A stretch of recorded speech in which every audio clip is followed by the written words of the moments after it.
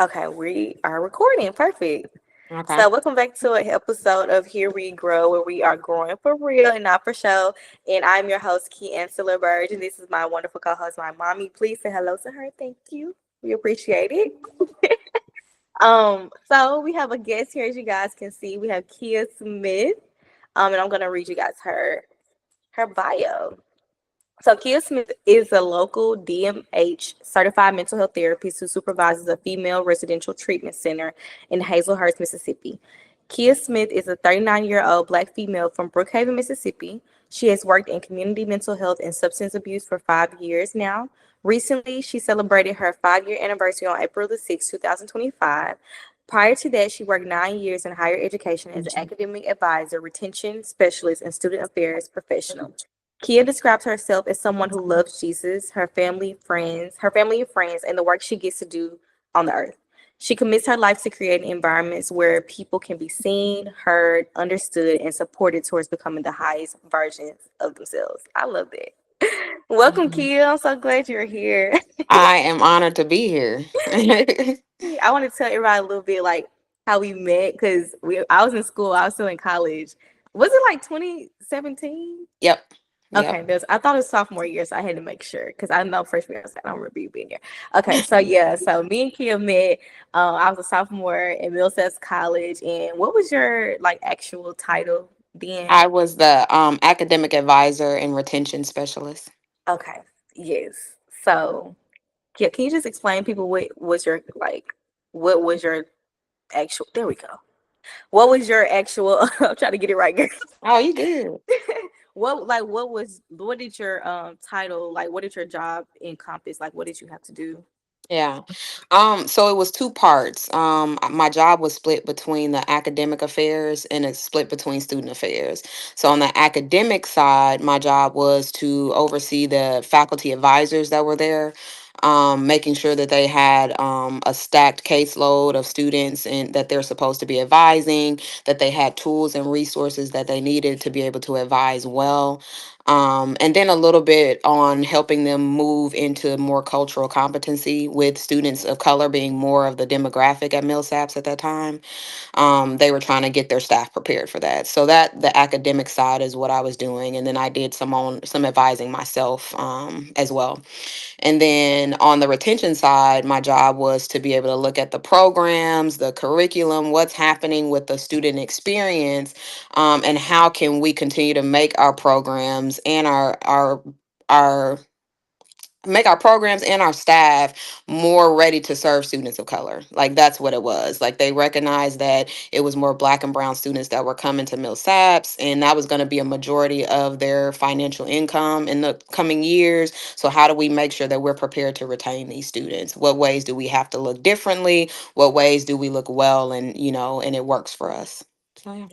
Yeah, I used to call you my mentor. I don't even think you're just an advisor. It's like here's my mentor. Like, I used to come to the office. It was a good time. It was a good time, especially A because good time. good time, not a long time.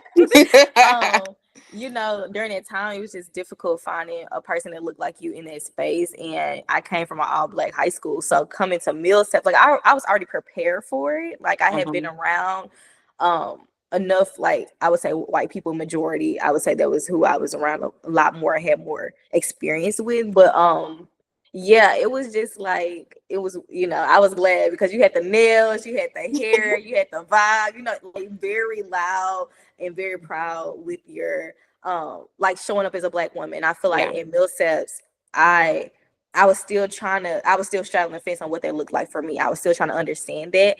And it was like you had this side where people are trying to kind of shape you and program you to be like this kind of stale Black woman, and then the other side, which is like when I talked to Yeah. you or like saw other women that I was friends with at that time, like we were more like flamboyant and like, oh no, I show up this way and I'm Yeah. this and fine, I'm loud and I take up space and that's okay. So I Yeah. definitely appreciate it. Seeing you and having you there because it definitely helped me at least talk about what I was dealing with as a Black woman at the time, Heck trying yeah. to understand my identity as a Black woman. So Yep, you were the forerunner of resilient queens. So I Yes, mean, Brazilian yes, Queens. black queens I miss coming Brazilian through. Queens. Yes, I miss Brazilian Queens. I love that group. I love that group. We needed that. We needed that. So I had just wanted to. I know you're a mental health therapist now, so we don't have to get like too deep into like what happened, but I did want to see like if you wanted to share, kind of what led you, what what am I trying to ask? I know what I'm trying to ask. It's just so many thoughts. Um, when you left Millsaps, like I know we talked, personally, but Mhm. how did that transition lead to you becoming a mental health therapist, etc.? Yeah. That's a good question. So to some extent, when I went to my undergrad at Portland State, I was originally planning to be a mental health therapist. So just to throw that in there, when I started my educational journey, it was going towards mental health and therapy and counseling. It's just that my first job out of college ended up being in a higher ed program, working with students and advising them and stuff like that. And so that kind of took my career path down that route. So when I was at Millsaps and it was coming time to an end, a lot was going on in terms of my own body and my own physical health. A lot was going on with students and Black bodies that I didn't like. And so a lot of it was really frustrating for me. And I remember being at a place where it was like, okay, Lord, like this is my MBA. You know what I'm saying? Like I done been to 3 different colleges where I've worked with a lot of different demographic of people. I've worked with international students. I've worked with Hispanic students, right? It just felt like here, I'm right here with Black students and particularly Black girls that look like me, right? And so to some extent, I was going to fight and push to the end. And long story is short, there's I fought and pushed to the end of me. At the end of the day, I think I exhausted myself in a way in which I was pushing, and the environment wasn't ready for it. And so in the midst of trying to see what was going on with students and what was happening with girls and also what was happening with me, it kind of turned into this thing. And I remember saying to the HR team at Millsaps, I remember saying, just go ahead and give me my severance and I'll go out and serve people like I need to serve them, and I think that's literally what happened, right? And when I left Millsaps, I took maybe probably like 3 or 4 months off from working in general, just to process and really think about like what the Lord needed me to do.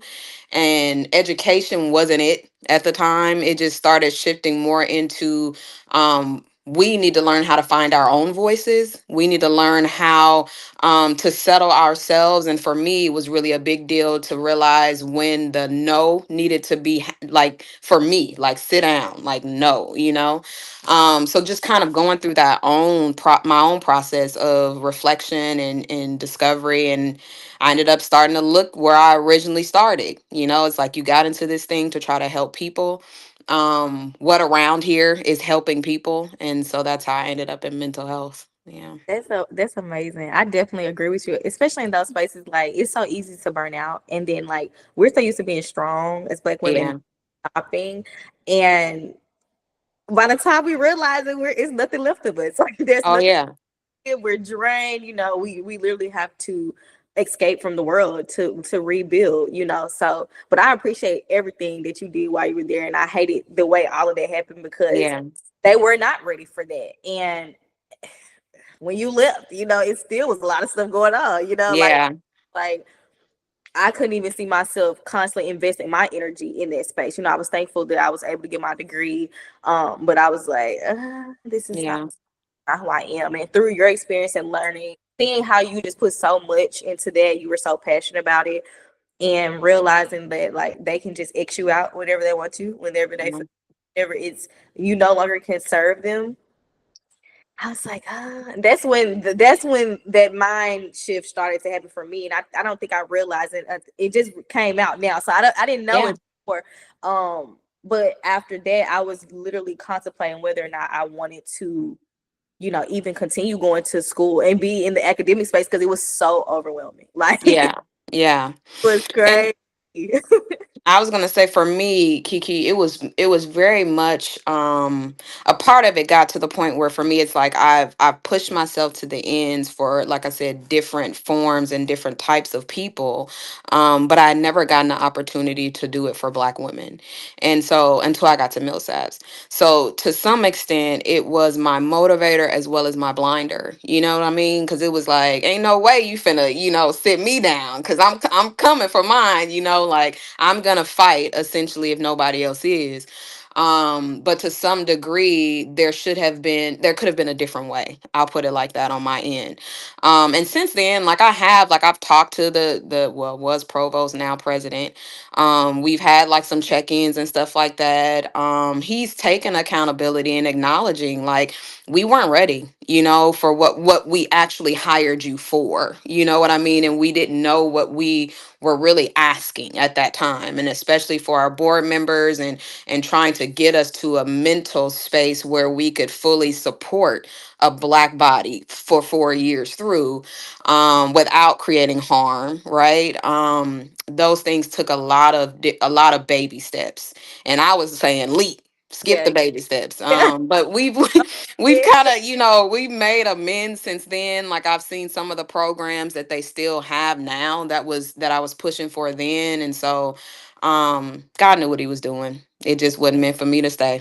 Yeah, So you got into the mental health space. So I don't know if I told you this or not, but I'm in the mental health space now. you did. Yeah, so I got my master's in sociology to be a professor, girl. Mm-hmm. Uh-huh. But I was like, you know what? I don't know, because it just felt too removed from the society. Like I feel Yeah. like I was in it and I was gathering information and I was just running back and reporting. Like this how I felt. And I was like, I Yeah. that type of girl, like it's cool, I can do that, but I'm like, I want to be with them. I want to learn because I'm learning through life as well. Yeah. So in 2023, I got a job at Volunteer Behavioral Health here in Tennessee, and I work as a peer support specialist for like people who have first episode psychosis. So they experience psychosis within 2 year span. They have to be between 15 and 30 years old in a certain county. So it's been super interesting because my first experience with psychosis, not on my personal level, but from someone else that was close to me, I didn't know what it was. And so Yeah. God knows what God is doing. Like it's amazing because I'm like, is this psychoticism? But I'm like, I don't really know. Like this is, I'm like this, the Yeah. hallucinations, Yeah. the delusions. I'm like, I don't know. Like this is weird. And then crazy, I like literally shifted into Mhm. that work now. And I mean I love it. It is a very energetic, taxing job for sure. Yeah. With people that seeing so much, they're hearing so much, and what I see it as is like y'all are so tapped in, you know, like y'all really up here powerful, and you don't know how to deal with it, or the people around you are trying to suppress it and not help you. That's just Yeah. my, but not Yeah. going rabbit hole. But what I'm learning is that mental health, like, obviously before, it's just now becoming a thing. Like people knowing how powerful the mind actually is. And so now working with my clients, I'm like, damn, we all experience psychosis. We think we hear a phone ring, we think we hear somebody call that, like, and just how Yeah. in this idea that like people aren't just crazy, like Mhm. is things happen that trigger certain things, and it just creates a narrative, and if Yeah. we're not aware of it, then we'll kind of lose track of what's going on, like the truth. Um, Mhm. so I wanted to ask you, what has been the biggest lesson you have learned being in the mental health industry? Oh. Um the biggest lesson really that I'm chewing on even now, is that healing is the person's journey, right? And how they go through it, is theirs and theirs alone. A lot of times when we are helpers, or to some extent have learned to be so productive in doing, when you get into the work of working with people, and their inner work and their lives and their emotions and their thoughts, all of those things can't be just transformed because somebody outside of them tells them it can, but the process that they go through themselves in discovering who they are, are discovering the limitations as well as the things that, are strengths about them, how they start to put those pieces together for themselves is truly what the work is. Being in a space, sometimes creating that environment so that they can have freedom and liberty to put it together for themselves. That's been the biggest lesson and the biggest blessing for me, because it takes this burden off, to feel like, if someone, has a setback or, withdrawal, or let's say we're still talking about the same thing again, months and months and months, and it may seem like no progress to me, right? But that's not for me to determine. It is for them themselves. They continue to show up, so something must be working. So trusting that process, that it's theirs and not mine. I love that. Definitely trust the process, because I feel like we all, we know progress is not linear. Um Yeah. but when you are so, like you said, when you're so used to doing things, being productive, so what your process or progress might look like is totally different from another person. So when I started to work with my clients, I'm like, why would they do that? Like, but still learning how to be there and Yeah. still being supportive and being empathetic and showing grace, because it happens, things Yep. happen, and we're just trying to figure it out. So I love that, because that's what I'm learning too. Like, and that's teaching me how to be graceful with myself, Yep. because they are literally they're reflections of me ultimately. Mhm. So when I see them do certain things, I'm like, well, okay, I can understand how that happened, and it's okay. But that doesn't mean we can't Mhm. get up, and we can get back up whenever you want to get back up. We don't have to get back up right now. And so it's just kind of like with our program, obviously the mental health industry, as a whole, like we work for this grant, so like they want to see this major progress in 2 years, and it just doesn't look like that for people Mhm. with mental health, and probably have been dealing with that before they came to us. And usually Yeah. they're usually hospitalized, and there's so many abuse happening, trauma, all the things. So I think people just need to understand that it does take time, and people have to want to do it. And that's another. Mhm.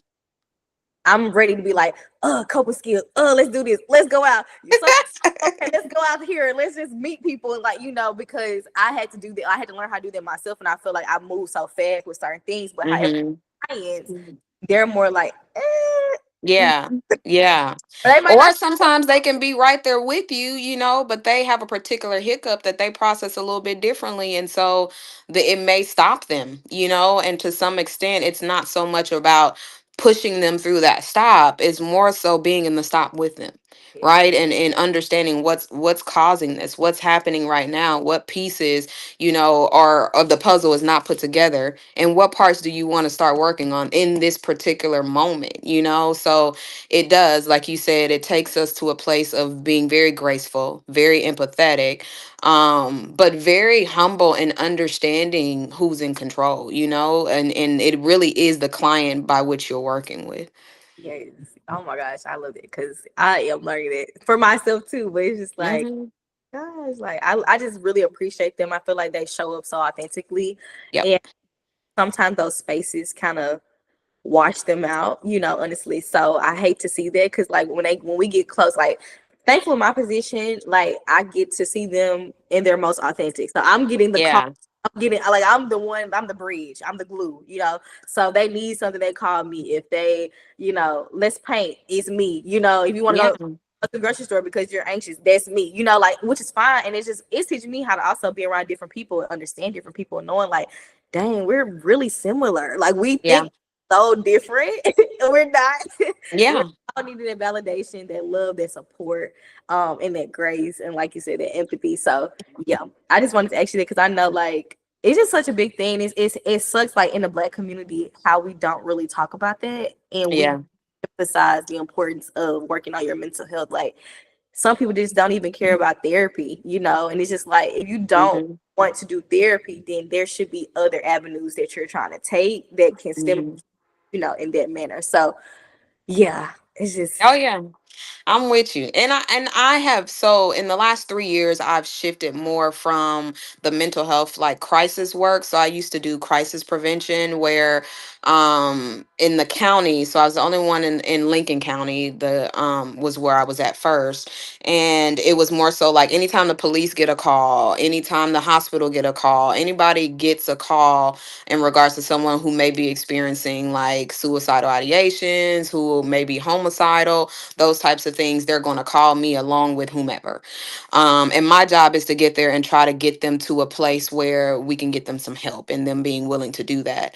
And I enjoyed that work. I saw a lot in that work, but at the same time, I think the thing that I did not like was you get them in this heightened moment of crisis, and then your job is to try to get them somewhere safe. You know, like that's the motivator for the moment. And then afterwards, though, I don't get to see that journey work, you know, that progress of how do you move from a state of crisis to a state of being stabilized, you know, or being conscious enough to reflect back on that crisis and see it as it should be. And so I just miss that journey and work with people. And so then after my first 2 years, I got promoted to oversee the residential facility, and I switched to women dealing with primarily drug abuse or alcohol abuse, but then also, you know, have co-occurring issues. And so there is, you know, the mental health of anxiety or depression. There is schizophrenia in the mix, all of those different things like that that come into play. But you get in the residential setting, what I like is that I get to deal with women at a minimum from 30 days to 90 days, you know, and so I get to see a longer process of them evolving into their highest version. And it's a rewarding experience because it's women. And I firmly believe, to be honest with you, like if women get well from their mind, body, and soul, if women get well, systems get better, families get better, the world gets better. You know what I mean? So to wake up every day and get to spend my time with women who are fighting to figure out, how did I leave myself? How can I find myself again? And then how can I build a new version or build a better version from my eyesight? You know what I mean? That there's no greater work than that. So, Yes, that's amazing, and I definitely agree. Like women are, we are that. dope. Yep. Dopeness. It is up to us, you I'm know, trying to literally. tell you. And I'm so big on like helping people, like all of us, right? We all need help, but like women, like we don't recognize the power that we have. We just Yeah. give it all away, and so like it has caused a huge problem. That's why the world is the way it is, because we Yeah. yeah. But that's a whole other conversation. But um Yeah. yes, but that's cool. So have you always wanted to work with women specifically, or like when you first started doing mental health work, was that kind of your goal at some point? No, it was actually just humans. You know, like I just wanted to be with people and help people. And I still the same way now. You know, if I get a referral or get a phone call, and there's usually an accidental phone call in regards to a male at this point, it's like I'm still trying to do above and beyond to get them placed to wherever they need to be. Not necessarily just giving them the right other phone number. Like, hey, what's going on? What's happening? Let me make sure I point you in the right place, and then I'll follow up with those providers and call and say, hey, you know, this is what's going on. So it's been majority just people in general. I think the women thing is just, I've always had a deep respect and a deep honor, you know, for women in our journey, because women have always had to be strong. You have to be strong, but you're a mother. You have to be strong, but you're a wife or a girlfriend. You have to be strong, but you got to take care of your mom or something. There's always been these multiple layers that are set upon women. And so I think once I ended up getting to the residential facility, it was another God thing of seeing like you get to sit in and be with these ladies with all these layers. How rewarding is that? So, Yeah, the dichotomy of being a woman is insane. man, it Look, truly is. like what am I supposed to do?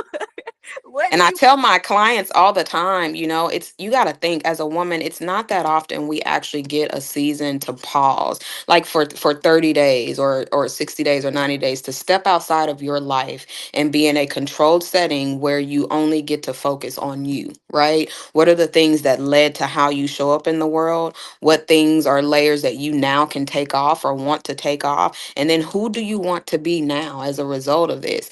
Because we have so much responsibility as women, a lot of times the keep goingness, the strong womanness of us gets in the way of the healing. Yeah, So I definitely agree. Yeah, I had a thought, but it went away because you started talking really. I was like, yeah, it went away. Oh my gosh. But oh, I was saying that in my on my own mental health journey because I started experiencing anxiety, depression after I graduated from Millsaps. The whole COVID thing, the world was still, and that was the first time the world was still.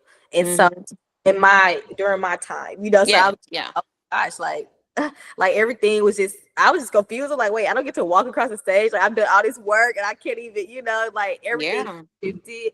And then like you said, even in that time of that stillness, we still weren't able to really pause because then I'm still getting, are you going to this college? What are you gonna do? And then like I'm like, I Mhm. can't, like I don't even know what's going on right now. My identity has completely shifted. I'm having identity crisis. I'm just Yeah. like, who do I want to be? And that's when I realized how important mental health was. And so for like literally the 2 years that I was in college getting my master's, I was depressed. Like I hated it. Mhm. It like I had like I still showed up. Like people, if you didn't know me, like you would be like, oh, she's whatever. Like I still showed Yeah. up really well, but You would think she's doing good. drowning. I'm like, I realized like how important your mind, your thoughts are, and I started just realizing that most of my thoughts were very negative and very heavy, and like I never had like suicidal thoughts per se, but just like I just was over it. Like I Yeah. wanted to like leave everybody. I wanted to disappear. Like I just wanted to relax. I needed a break. And so I started getting into like yoga and like meditation and just really learning about the mind, the body, the soul, Yeah. is connected.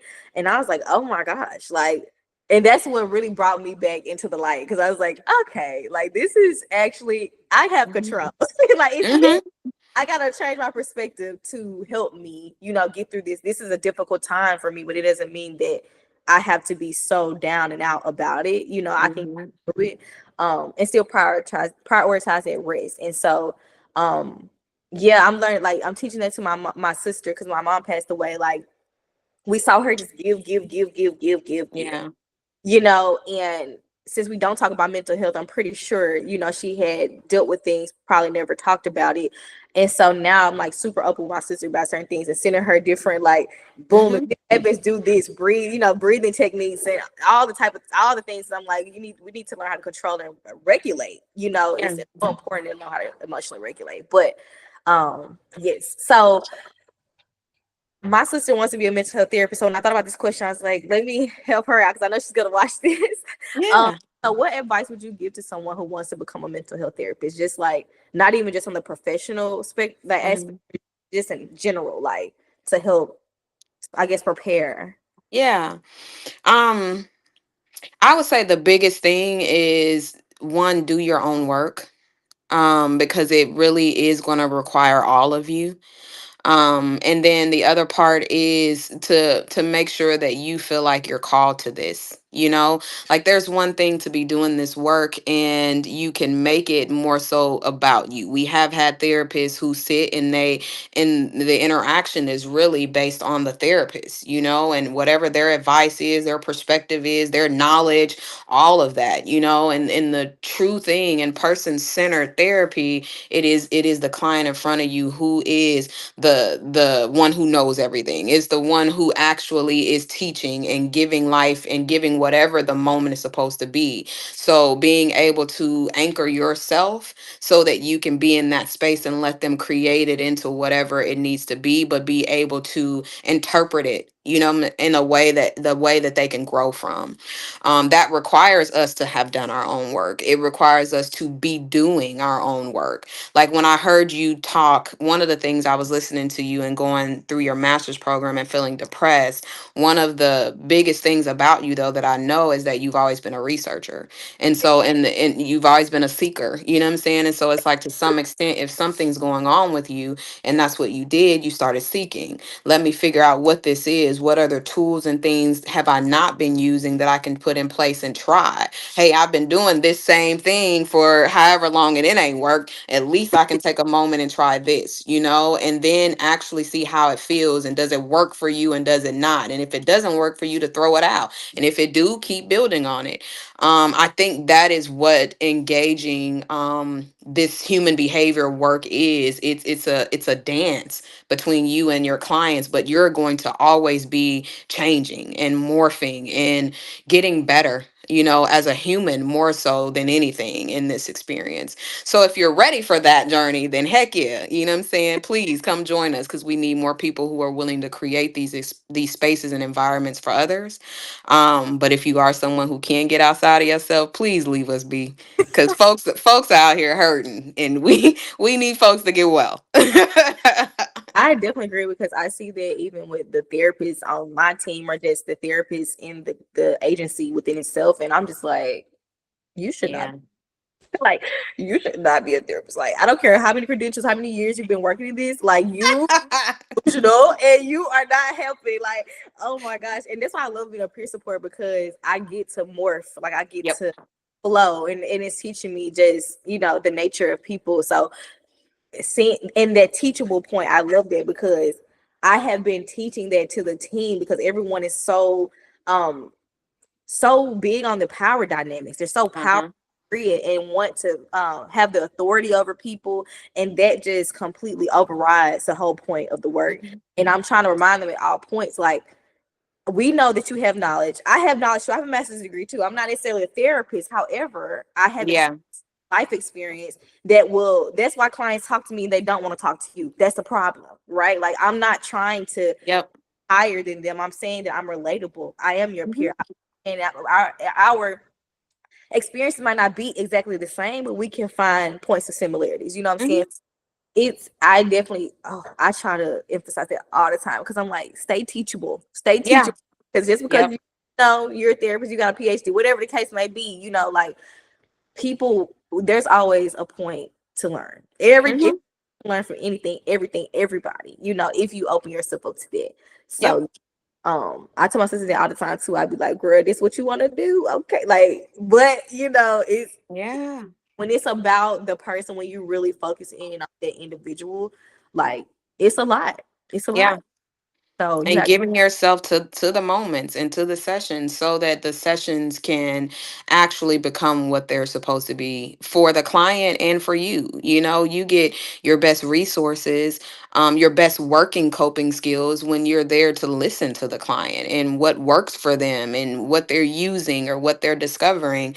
It's all going to make you a better professional. They are our teachers, you know what I mean? And we are essentially, I honestly see our role is we're holding space for what comes out of them.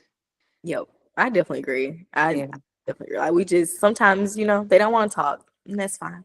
Yep. Sit in Yep. silence. And they used to be uncomfortable for me, but they taught me, like, okay, I want you here, but maybe I don't want to talk, and that's okay. Yeah.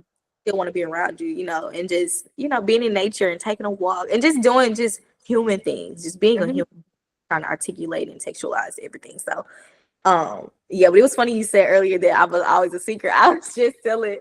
I was just with my boyfriend the other day. I was like, I remember I just saw your name. I was called you my Hmm. mentor, and I was like, you know, my mentor in my college. I said, I remember she used to always come in the what they call their living room space. And I was like, she used to always see me on the computer.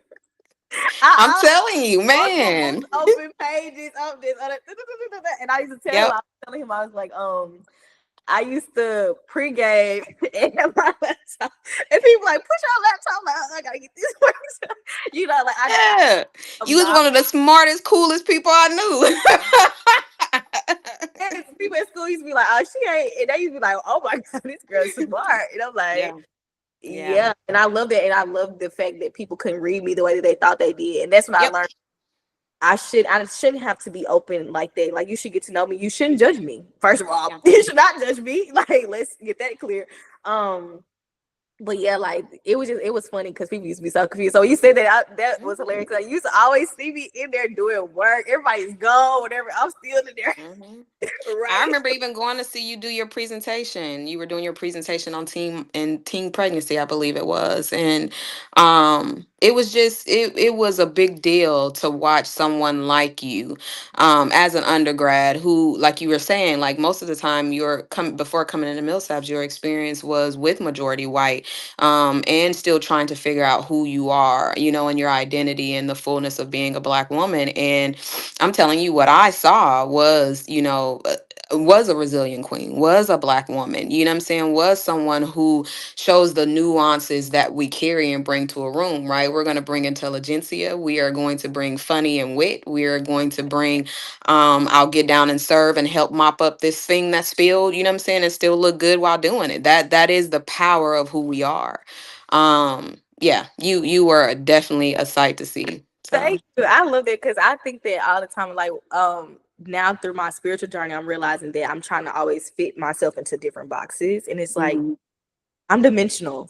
And Mhm. like you said, I can look good with some heels on. Somebody, if I weigh something, somebody needs help, I'm gonna do that. Yep. If I, in the room, if I need to dress up professional, I'm gonna do that. If I'm Yep. outside having a good time, I'm gonna do that. Like, it's just like, that's just me. I can fit because I have the space. I Yep. have the energy, the dimensions to access all that.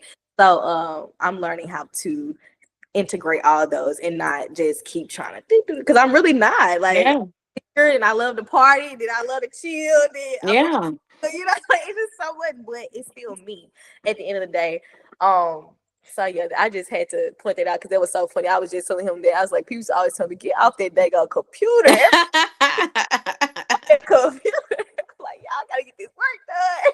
Own it, okay? Oh, At y'all any playing. time. They're playing. Like, I didn't, and then, in those spaces, you don't have time to play. Like, Yeah. you just don't. And I felt like because of my outward appearance, that already, made people feel a certain way. So I had to be full throttle Yeah. because they already had created this narrative about me that I didn't even create. Like, just like, Yeah. that's Yeah. who I am. So yeah, thank you for sharing. I love these. Oh my gosh. And so I wanted to talk about too obviously the title of this is gonna be, hold on y'all, because I'm about to botch it. Okay. Um Evolving from a human doer to a human being, how breakdowns Yeah. lead to a breakthrough. Can you just explain the difference between a human doer and a human being? I know, but I just want, the people who want Yeah. to understand. Man, that's let's see. So I would say a human doer for me was someone who constantly showed up, to be honest with you, to some extent as a people pleaser. Because you had to know the people that you were going to be in a room with, what they needed, what they expected, what's their vibe, what are they expecting of you. Just understanding and reading people well, and then showing up exactly however they need you to show up, and to some extent you do that so repetitively that becomes your identity, and you lose your ability to be able to figure out who am I apart from an outside need. To me, that's what a human doer is constantly trying to meet needs outside of themselves. um and then trying to transition into a human being, that is just the reality of knowing that you have value and worth just by the sake of you waking up in the morning and having breath in your lungs, right? And I say that it makes me a little bit emotional even as I say it, because I'm 39 years old, and yet it took me, and I'm still on this journey of getting anchored in that reality, that I am a being, and not a doer first. So I love that. I'm there with you. I'm doing affirmations. When I say I'm doing that yeah. work, I'm doing the work. Okay. And I have to remind myself, like, I'm innately valuable. There's nothing Yeah. in this world that can make me more than what I already am. I am the most. You know what I'm saying? Like, Yeah. as humans, as just as souls and all the things. So it's hard though because we definitely live in a society that this does. It Yeah. emphasizes action all the time, but never allows us to be. So, yeah, I really want you to explain that because I feel like a lot of us are doers. I know me personally, I was the same way, especially when it came to people I cared about and I loved. I always showed up for them all the time while sacrificing myself. So, Yeah. how to not sacrifice myself and to not, leave myself hanging and disrespect my boundaries. Yeah. And it's been difficult. It's Yeah. still kind of hard because when you start choosing yourself, and when I started choosing, I started realizing like, dang, I feel a little guilty, and that's crazy. Mhm. Mhm. That's how society has programmed us to not even. We can't even put ourselves first without feeling guilty. Like Yep. that. Yeah. So I'm dealing with There's that. a lot of grief that comes along with it. And so like for me it's like, okay, I have understood myself as a doer for, well, had, I won't say have because it's not current. Yes. Oh, Language change is the first beginning to changing behavior. So I'm a big proponent of changing your language to meet whatever it is that you're trying to say accurately. But I as a human doer, that used to be my reality. I mean, from my earliest memory on, as a child, I had some childhood trauma. I had childhood molestation from a stepdad. I had then the first person I told, she molested me, and so it was this two big experiences that lasted for a little while that ended up kind of formulating. At first it was a question in my head, right? From the first molestation encounter, it was kind of like, dang, are you only worthy by what you do? So do you only get love based on what you do? And then you get a second person who you entrust that truth with, like, yo, this is what happened to me, and then they take it and use it to their advantage as well. So then it without even being told you're a doer, that those actions can formulate a truth in your mind. And so for me, that truth was, you're only loved by what you do. And so then I became just this avid doer. Let me make sure I do it, and I do well, whether it mean, showing up and loving people and supporting people, whether it means school and academics. Everything for me was do well, you know what I'm saying? Because if you don't do well, then there's something about me that was not enough to either be in the room, not enough to have the relationship, not enough to have even the human exchange, right? Like, you don't deserve. And so I had to go through my own stages of therapy. I was in therapy when I was in my 20s. I've been in therapy now because I'm a big proponent of the fact of, if you're going to preach it, you need to do it. And even now, it's like, it's not dealing with a lot of trauma or things of that nature at this point. It's more maintenance work, but still, I need that space to be able to process and make sure that I'm not reverting back to my old ways, or seeing myself, through those old lenses of not being enough. And then getting to a place where you learn that you are enough just by your being, just by waking up in the morning and having breath. Shoot, then you got to spend the whole 24 hours, right? Like, what do I do and how do I exist in this day in a way that honors me as well as the relationships that I have, or honors me as well as the responsibilities that I have, and it's both. It's not this and then I'm back here on the back burner when I'm done with everything. You know what I mean? But learning how to juggle both at the same time. yes, I definitely agree. Yeah. Oh my gosh. Oh, I could say so much, but yeah, definitely. I feel like I was the same way. People expected me to always be like, I don't want to say perfect, but like I always, when I was younger, I was just very chill. So like I didn't really have, how people are just kind of like risky, or like they just kind of like when they're younger, they just like to do stuff to see. Like I Yeah. was like that. Like I didn't really care, to be honest. I wanted my books, and that was it. Like I was good.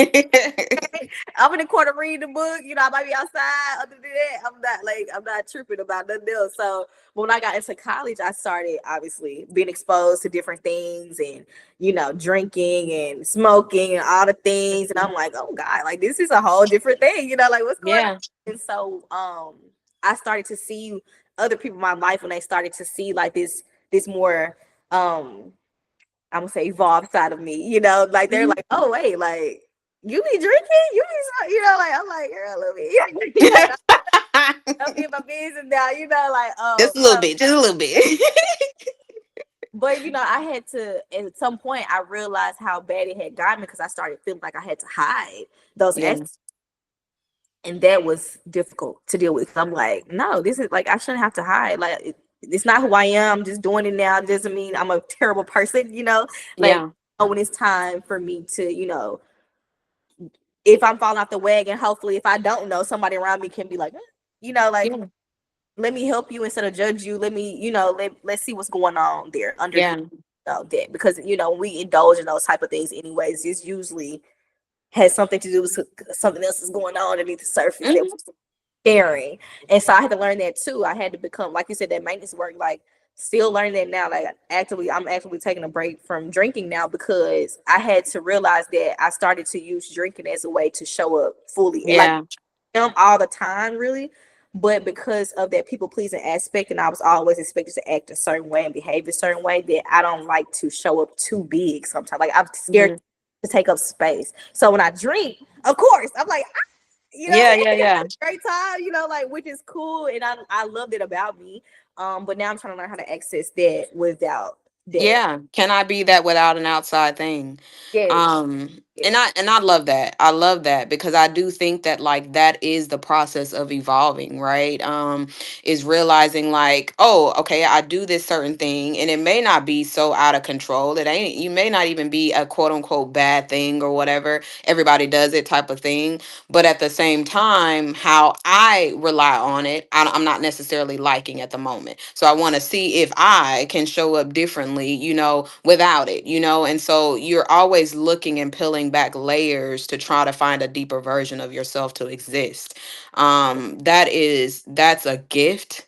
That is a thing that will get you through hard times, that will get you through seasons changing. It'll get you through life and culture looking differently. It is the process of being a human.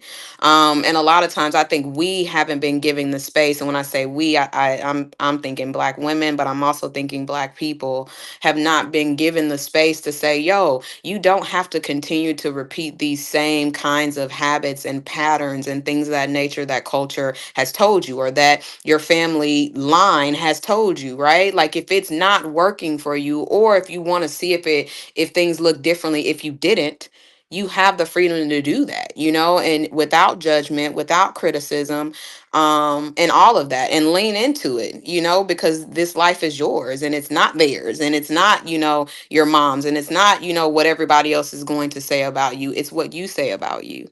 And again, that I can't say that it's easier said than done. I don't think that that is, but it becomes a different way of looking at yourself and the power that you yourself possess, just by being. right, right, yes. So yeah, with no more human doers, guys. Yeah, We're done no. with that. Human beings, like we just have to exist in ourselves and our bodies, and respect that we're going through a process, and that I mean, the world Yeah, is it's a challenge, but it doesn't mean that we can't get through it. So, yeah. um, yeah, I'm definitely learning. I feel like the introspection just be like, like every time I have, like, what did I do? Hmm. How did I create that? Like, what have I been thinking about? And I'm grateful, but it can be exhausting sometimes too. I have to remind myself like everything is not introspection. Like it doesn't have to be that deep all the time. Yeah. Sometimes it happen and it has literally nothing to do with you. So just trying to find that balance as well. Like Hmm. not criticizing myself so much because people have criticized me. So I've learned how to do that to myself and just be like, okay, this is Yeah. not you. You're fine. Everything is fine. It's Yeah. okay. And you were asking about like how did I get that transition from MilSAPs to mental health, and it was that it was getting to the point where my doerness, it broke. It didn't crack, that joint shattered. And it shattered in a way in which I had to deal with shame. I had to deal with what did I do wrong, and then realizing like there was wasn't even the question of what did I do wrong. It was more so what was the time in the season requiring of you, and what did I miss, right? And what was missing was me. All that was in me was like, um you can almost put your people pleasing or your doerness on like a cape, and I got my superpower, and I done did it from everybody else, and so I'm finna do it for these black girls, but the one black girl I forgot was Kia. You know what I'm saying? The one black girl that got left, being exhausted, not sleeping, losing time frame to eat because you got so much you feel like I gotta do this and coordinate this. And at that time, in my role there, I oversaw the entire student body, and so that was over 800 and some students that felt like a huge responsibility that I thought that I was ready for, but I was ready for it without me. You know what I'm saying? And so I was operating off of previous accomplishments and things that I've been able to do. I've been able to do this. I've done this before. I've done this before. But to some extent, every moment requires you to be present, regardless if you've done it before or not. Because in the redoing, right, there's something, right, that may be a little bit different, or there's something that may require a little shift in you, or whatever the case may be. But if you're not present, you're going to miss it.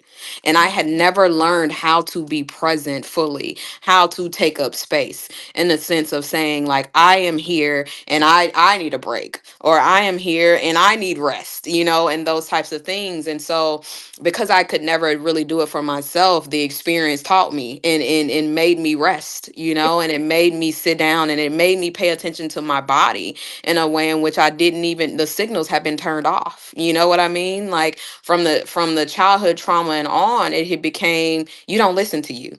You know what I'm saying? You don't listen to what your body is telling you. You just keep going. You keep serving. You keep doing, because as long as you're getting the work done, or as long as you're, doing what the relationship expects of you, then you're good. But at the same time, I was just lost and left behind. And so the process of switching, was really one that was a breakdown, but it caused me, again, I think I take from you in terms of being that seeker. One thing I know about myself, and that's how I know a seeker, is that I am one. I have been committed to trying to figure out the whys, and the questions to ask that help move us forward. And so luckily I had the quietness at that time to be able to actually ask the questions of myself. Like, you don't have to continue to show up in this particular way. Who do you want to be? You know what I'm saying? What do you want to do? And I didn't know the answers to those, and so I took my butt to therapy so that I can get a space to start getting some answers. And I'm grateful because I went through a particular kind of therapy this time around. It's EMDR therapy. It's eye movement. I may mess it up. Eye movement desensitization.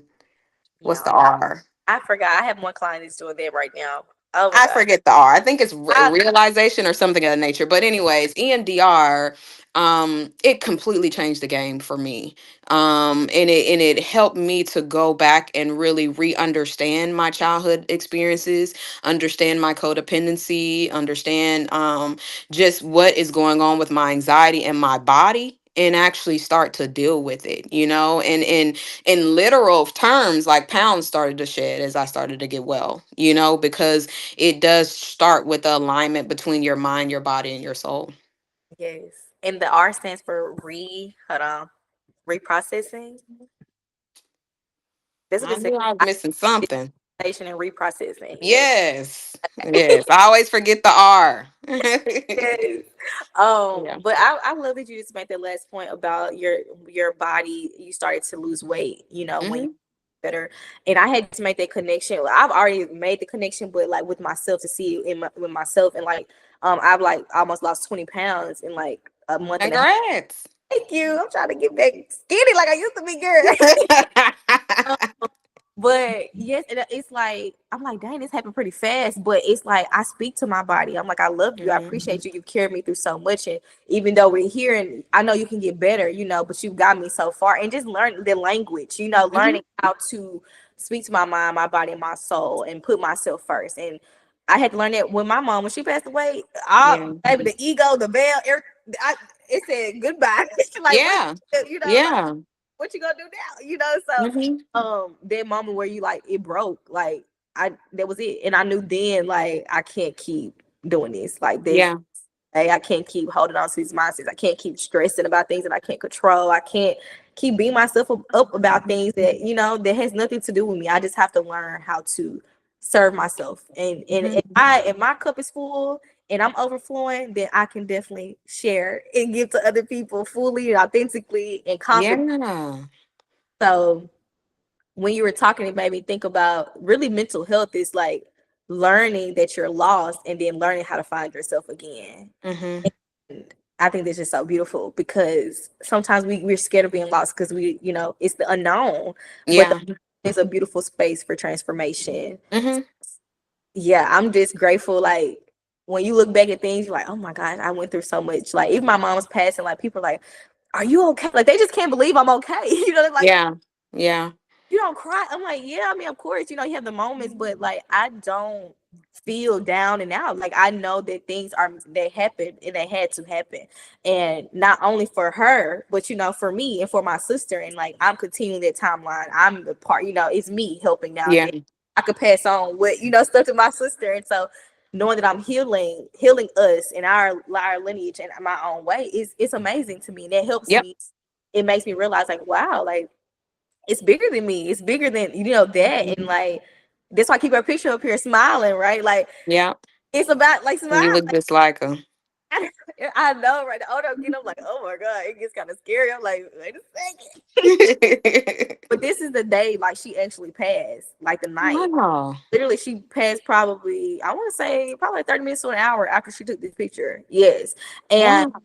the fact that she took the picture and even like seeing her and just how peaceful she was and just I just felt so much happiness and love and I felt she was free and I felt like she was going through so much mental health stuff and like um she just died suddenly from a heart attack. I just know it had to do everything with stress because that stuff is all connected. When you have energy blockages, it just manifests. Yeah. Um and so I hate that, she experienced that. I hate that I wasn't there with her at that time. But I know that, like I said, everything happens for a reason. And I feel that she's always within me and she's showing up and, she's uplifting me and my sister. So that's what Yeah. I live off of. And then that's what helps me with my mental health. Cause I'm like, you know what? I'm still here. I Yeah. still have that breath in my body. So I still can make a change today. I still have a choice. And so even though I Yeah. can't control certain things, I still can control what I choose. So Mhm.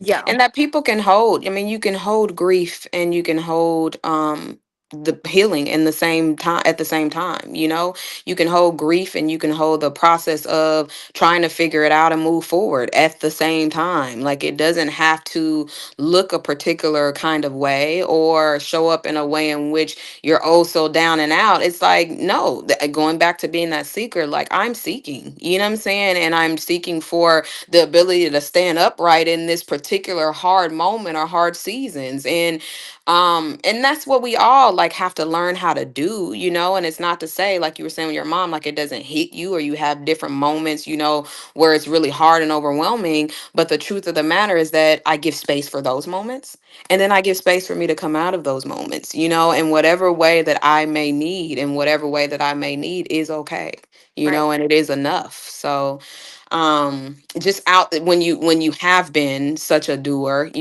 and such a accomplisher too in your doing, sometimes it's hard to pause and give yourself that grace to say, I'm going to deal with this however I see fit and however I need, regardless of the outside eyes. I am going to wrestle, and they will see however they need to see it, but for me, I'm going to wrestle to live. I'm going to wrestle not just to exist but to find a way to thrive.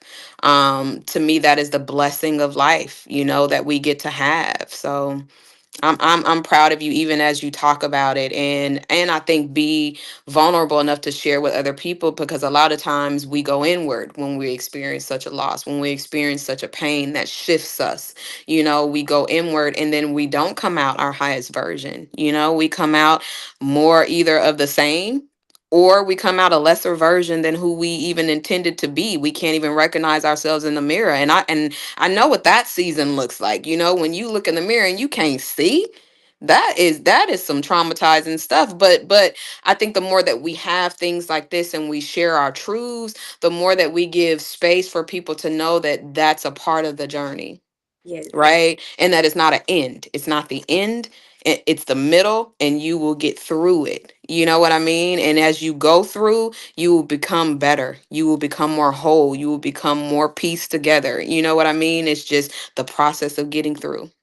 Yep. And this is what wanted to start this podcast for, because it's important for me, for like not just women but men as well, to have a space Yeah. to talk and to share, and might not necessarily trauma dump, but to recognize that we all do go through things, and that we can grow together, and we do have advice that we can help each other, and just shifting that perspective, like Hmm. that's been so empowering for me. Like, I'm just so amazed sometimes when I go through certain things now, and I'm just like, oh no, like automatically my brain's like, nope, nope, we don't do that anymore. Like, Yep. that's me. Um, Yep. so just talking about things differently, and Mhm. just realizing I am this is my story, and so I have Yeah. so yeah, this is definitely this space for them. I'm so glad that you were able to come, because mental health is so important. Like, oh my god. Yes, it is. It is. It is the work. But it's so worth it, and it's so rewarding. Like, knowing now I wake up and I don't feel like, oh, down and Yeah. out, and just like I'm excited because I'm like, oh my gosh, I'm breathing, and I have an apartment, and I have food, and I can Yeah. walk, and I can talk, and I can, play. I have a dog, I get to play. Yeah. It's like all the things. It's so much. It's so good when you can focus on what you do have and Hmm. not don't. Yeah. Like really just rein in and just listen. Yeah, I got Hmm. I got it, and I'm okay. Yeah. So, Yeah. oh, That gratitude spirit is key, and making sure that you understand and see yourself and see your life for what it is, because we all have something to be grateful for from the moment we wake up. yes, And if we can anchor ourselves, and you was mentioning meditation earlier, I love it. Love affirmations. I am that chick who is going to write every note. I'm going to replay something just to hear it exactly the way it was said, because oh, I am constantly trying to get that in me, so that it can produce roots, and that it can produce fruit, in moments like these, or in moments when I'm with clients, or even moments when I'm at the superstore and supermarket, and somebody's talking to me, and not to just be irritated in my own head, but it's like you can be full enough again to have the overflow of you in any interaction in any moment in your day. right. I'm grateful for that. Yes, because it literally is a lifestyle. Like, it's not. Yeah. It's a Hmm. one Twitter, like, no, like, it's a lifestyle, it's a lot of work. And I love to say, life is not happening to me, it's happening for me. And Yep. so all of this stuff that we experience, even though it's so difficult, it's really creating a great being, Yep. if we make it that way. If we want to be where our feet are, like you said, to be present, we'll realize that I'm actually safe now. Like, what happened in the past, what happened in the future, I cannot control, but I know Yep.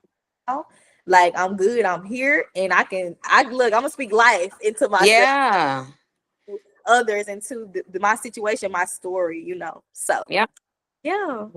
But that's all I had, Kia. I really appreciate you so much. I'm definitely gonna have you back on here because we had other stuff to talk about. We had other, Yeah.